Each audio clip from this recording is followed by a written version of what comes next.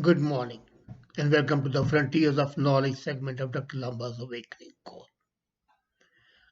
Everybody talks about pollution.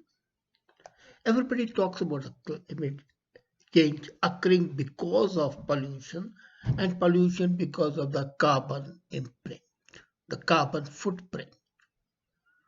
But are you aware that each email that you send is polluting the planet? And yet, no politician has ever talked of banning the emails, and they cannot be banned.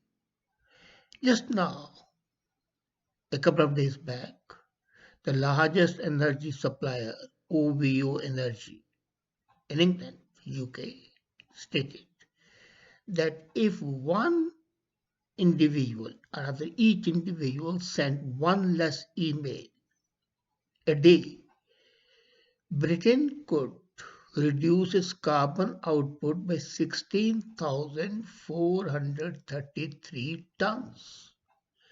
And that's equal to more than 81,000 flights from London to Madrid. Can you believe it?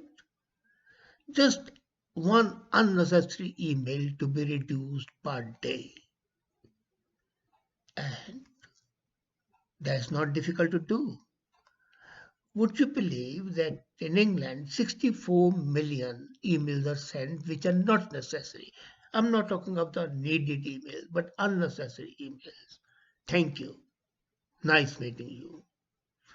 And what is worse is that they are sent where you can easily get up, go to the guy and say thank you, which is much more personal, has much more meaning.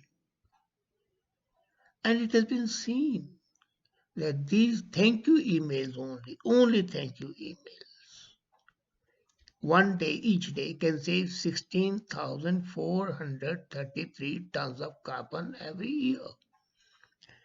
The research also says that they have seen that many a time these emails are sent to those people who are less than 3 meters away. So what's the problem in walking 10 feet and telling them thank you? That's a sort of the carbon print that we are living, and yet we blame other things and levy carbon tax on those people who do not contribute that way. OVO Energy has created a software to identify when a user has sent a potentially unnecessary email that can prompt the people to be thoughtful. And then the study, when it was done, it was said that frequently Britons have sent emails to the people within talking distance, and I've seen people sitting together, not talking to each other, but sending text messages. Same thing. The research also shows that 71% Britons would not mind receiving a thank you email if it helped save the environment. And then, since less than 50% of the emails sent are either repetitions or are just so delivered that can be easily delivered better verbally, this sort of pollution can be saved. But then why? No scientist has ever come up and no politician has ever said that we have to change our habits to save the planet and to prevent carbon footprint. This is something more. And then there's another source of greenhouse gases which has not been told as yet. The second one is still worse. According to the research done recently, it has been seen that there are stores of methane and carbon dioxide in the world's seas. They are in icy state. And now, as the oceans are warming, these stores of methane and carbon dioxide which are frozen, stuck in the ocean. These gases could be released, and the result would be much more horrendous. The caps of the frozen carbon dioxide and methane are called hydrates, and they're the potent greenhouse gases. But the ocean, that they get warm, they're going to be a cause of worry. And no scientist has talked about that. In the University of South California, there's this paleoceanographer, Lowell Scott, who says that when these hydrates become unstable, when the ice melts, then the enormous volume will be released in the ocean, and then gases would escape to the atmosphere. And that would be a disaster. So, as I usually say, that the climate change is something which is natural, and no amount of carbon taxes, no amount of efforts can prevent climate change. It can only lessen the speed of climate change. So, we have to change our attitude. Yes, that's correct. Stop using unnecessary energy because that leaves carbon footprint. But accept the fact that change is a law of nature. And now there's another new technology which is quite useful. They have developed a new ultrasound technology. It's nano based, which can make any surface touch sensitive. And the sensor they have developed, this ultrasound sensor, is the size of a pen tip. That's all. This sensor can be embedded under glass, in ceramic, in wood, leather, and many more materials. And these sensors panels can be added to the furniture, to the doors. And the benefit, imagine, all our gadgets can become touch sensitive. Your computer, you don't need keys. Already the touch systems are there, but even otherwise, if you use not the finger over there, you want to use the keyboard, even they can be touch sensitive. Your telephones can become touch sensitive. You can press on the lights, change the angle of the workspace. If it's a desk, it can make a hotspot. And these ultrasound chips usually use tiny sound waves to detect the presence of a finger press and work through any thickness of the material. They are not influenced by moisture, dirt, oils, or lotion.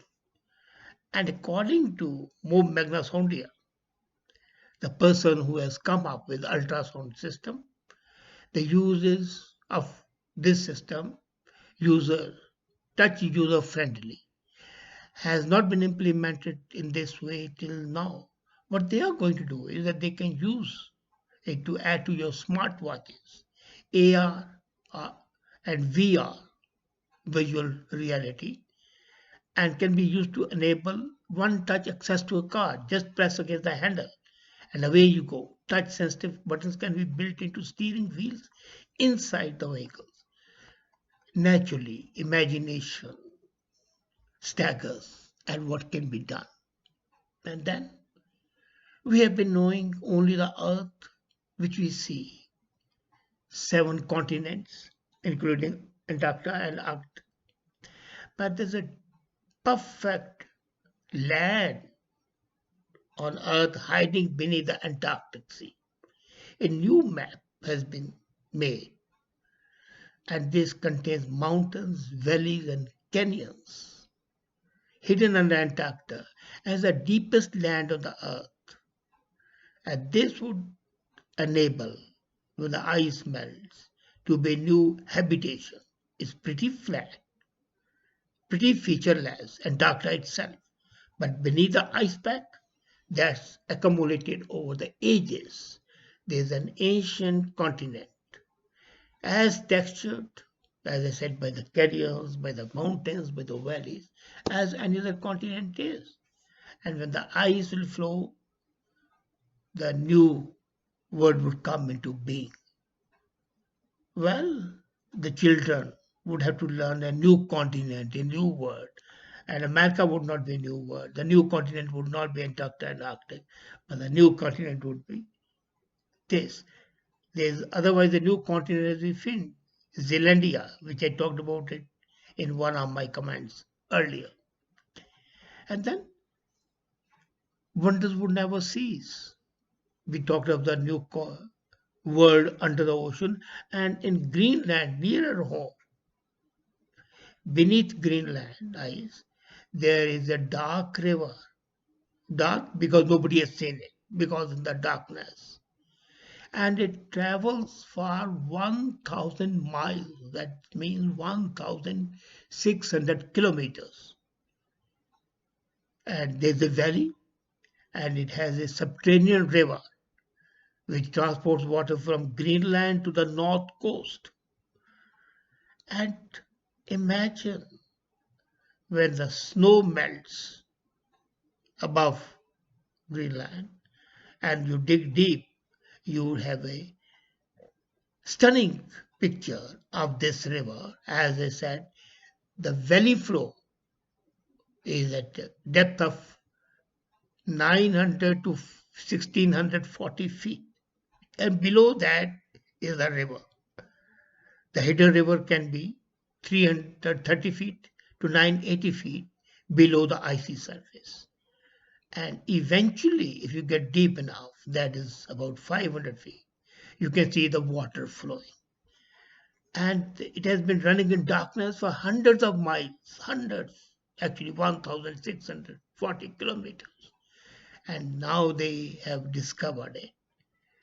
And it's very strong, but it's not constant because the glacier melt disperses over a large area. But the very fact that the freshwater river is there is quite a boon to the people. And then we have got to be clean. So scientists have developed a super bug resistant self-cleaning plastic wrap. This has been developed by McMaster University. It repels everything that comes in contact with it, including virus and bacteria. And it's extremely useful, they say, to prevent the transfer of antibiotic resistant superbugs and other dangerous bacteria. McMaster University has developed a nanoscale surface engineering and chemistry departments combined to develop this plastic surface. What they've done is a treated form of transparent wrap which repels. And imagine what was the inspiration. The inspiration was lotus leaves. As lotus leaves are resistant to the water. That's why they say lotus blooms out of the mud and it's not affected. So the coating on that plastic wrap is inspired by the water resistant lotus leaves. And there are microscopic wrinkles textured that block out the external modules and are chemically treated, thereby water, blood, and bacteria bounce away when they come in contact with the surface. So this is going to be extremely useful, especially in the hospitals, which are common breeding grounds of bacteria, door handles, railings, IV stands. So they wrap it around and the people would be saved from the disastrous diseases, superbugs. And then as we age, we are always affected by the fear of dementia, Alzheimer, memory loss. And there are two new reviews which say that the ideal thing is to eat blueberries. Blueberries not only lower the blood pressure, but they help your cognitive capability, your capability to think and reason. It increases the working memory and helps people balance. This simple berry has a lot of things to offer to brain. And Deakin University in Geelong, Australia, has done a lot of research. They say not only it helps you improve your memory, not only it helps you improve your cognitive performance, but helps you come out of depression, alleviates mood, and that should be called the superfood. But honestly, as I told you earlier, I don't consider any food to be superfood. What is superfood today becomes a junk food tomorrow. But still, if it helps ward off dementia, Parkinson's, Alzheimer's, then it is something worth noting and worth taking. And now, very interesting thing, just 1 day old research, just 1 day old. The university, rather the Polytechnic Institute, Rensselaer, and the Yale University, they have developed a 3D printed skin with the blood cells.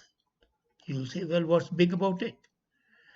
This would help stop the use of grafts from the outside. When your skin is burned, they use a skin graft. And they used to take a graft from the body. But then every invasion, any surgical operation has its dangers. So at present the 3 day skin grafts lack the ability of the blood to flow through them.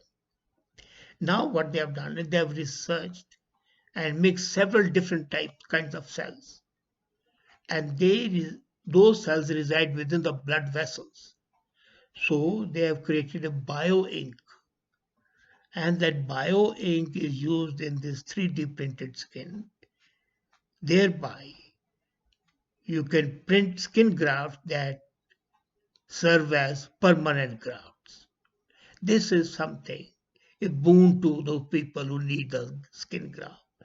This is done, and Rensselaer Polytechnic Institute and GA is a real path breaking in the treatment of skin troubles, burns, and so on.